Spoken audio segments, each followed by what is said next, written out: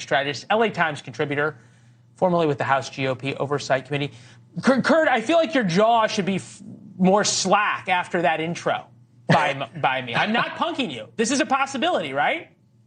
I feel like this is a trap, Leland. I don't know about this. No, in all seriousness, I think that your lead-in is spot on. When you look at the president's approval rating, it really can't get worse, so it can only get better. When you look at the economy, interest rates are going to be cut next year. That can only be an economic benefit for the American people. Crime, as you said, is going down. And so these are some of the biggest talking points that Republicans have used to really pillar the Biden administration in 2023. And I'll add the one thing, too, that he has going for him is Speaker Mike Johnson, who has found himself in a bit of a vice heading into January, where there's a potential government shutdown that he has to negotiate himself out of. He has 2 less members of his conference and an already narrow majority because of Santos and McCarthy being gone.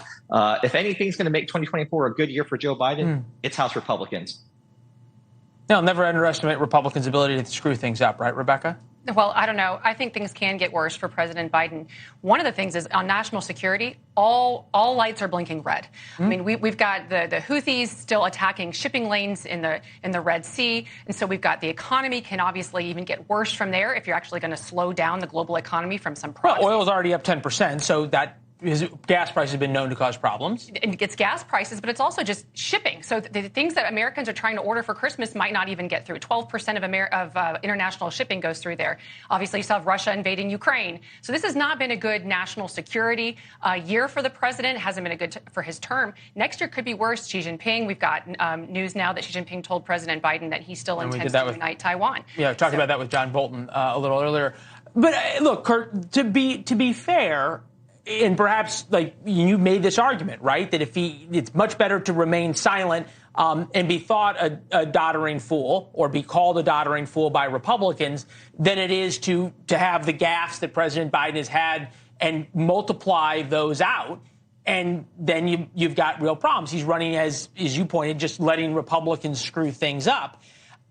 What would be the flip side of this, right? If things next year require hand-holding of the American people by a president who they want to see as in control, that could create problems, right? But let's just be very clear here. He's screwed if that's the case. I mean, yeah, I know I'm supposed to come out here, say the Democratic Party line, that everything's going to be great and Joe Biden's going to just sail into re-election. If things are bad, and as bad as they've been this year, he's likely screwed. I'm not going to sit up here and tell you guys, oh, yeah, he's just going to run, roughshod over everybody that gets in his way.